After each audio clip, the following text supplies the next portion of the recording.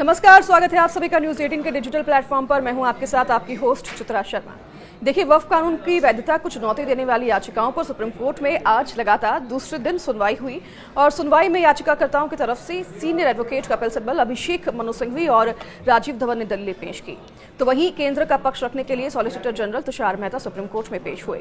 Chief justice Bhushan Ramakrishna Gavai और justice Augustine George मसीह की bench के सामने एसजी तुषार मेहता ने याचिकाकर्ताओं की उस आपत्ति पर जवाब दिया जिसमें कहा गया कि नया वक्फ कानून संविधान के अनुच्छेद 25 और 26 का उल्लंघन करता है। तो वहीं केंद्र ने अपने पक्ष में कहा कि वक्फ एक इस्लामी अवधारणा है, लेकिन यह इस्लाम का जरूरी हिस्सा नहीं है। केंद्र ने यह भी कहा कि चैरिटी हर धर्म का हिस्सा है, लेकिन यह चैरिटी किसी के लिए भी जरूरी नहीं है। तो वहीं एसजी तुषार मेहता ने आगे कहा कि चैरिटी का कॉन्सेप्ट हर धर्म में मौजूद है, ईसाई धर्म में भी, लेकिन सुप्रीम कोर्ट कहता है कि किसी के लिए भी यह जरूरी नहीं है।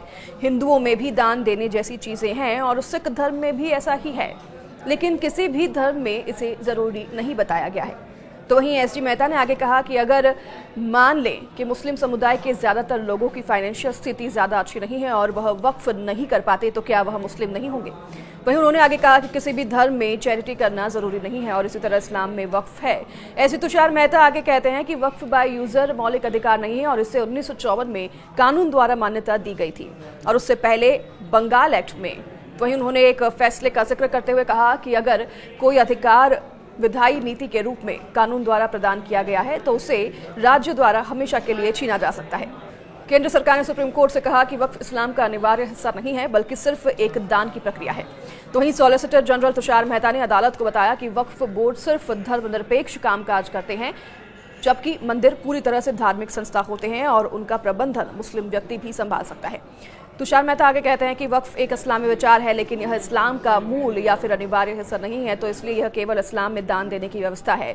जैसे ईसाई धर्म में चैरिटी, हिंदू धर्म में दान और सिख धर्म में सेवा की परंपरा होती है, तो वैसे ही वक्फ है। और मुस्लिम पक्ष द्वारा अपनी दलीलें पेश करने के एक दिन बाद अपनी दलीलें पेश करते हुए सॉलिसिटर जनरल तुषार मेहता ने कोर्ट को बताया कि वक्फ बाय यूजर यानी कि लंबे समय तक धार्मिक उपयोग के आधार पर किसी जमीन को वक्फ घोषित करने का प्रावधान अब नए कानून में हटा दिया गया है। तो उन्होंने कहा कि किसी को भी सरकारी जमीन पर स्थायी अधिकार नहीं मिल सकता। सरकार ऐसी जमीन को पुनः प्राप्त कर सकती है, चाहे वह वक्फ घोषित कर दी गई हो। तो वहीं केंद्र सरकार ने यह भी कहा है कि अगर कोई संपत्ति सरकारी हो और उसे वक्फ बाय यूजर के तहत घोषित किया गया हो तो सरकार उसे वापस लेने का पूरा कानूनी अधिकार रखती है और यह कोई मौलिक अधिकार नहीं है। तो वहीं केंद्र सरकार ने सुप्रीम कोर्ट को बताया कि 1923 से चली आ रही वक्फ से जुड़ी समस्याएं अब नए कानून से हल की गई है, लिहाजा अब हर पक्ष की बात सुनी गई है। और सॉलिसिटर जनरल ने यह भी कहा कि हमें 96 लाख सुझाव मिले। संयुक्त संसदीय समिति जेपीसी की 36 बैठकें भी हुई और कुछ याचिकाकर्ता पूरे मुस्लिम समुदाय की राय का दावा नहीं कर सकते। तो वहीं आपको बता दूं कि सुप्रीम कोर्ट ने मंगलवार को हुई सुनवाई में क्या कहा था। दरअसल सुप्रीम कोर्ट ने कहा था कि संसद से पारित किसी भी कानून को संवैधानिक माना जाता है जब तक कि उसके खिलाफ कोई भी बहुत ही स्पष्ट और गंभीर मामला पेश न किया जाए। तो वहीं याचिकाकर्ताओं की ओर से बहस कर रहे सीनियर एडवोकेट कपिल सिब्बल ने जब अपनी दलीलें शुरू की तो सीजेआई बीआर गवई ने कहा कि हर कानून के पक्ष में संवैधानिक की धारणा होती है।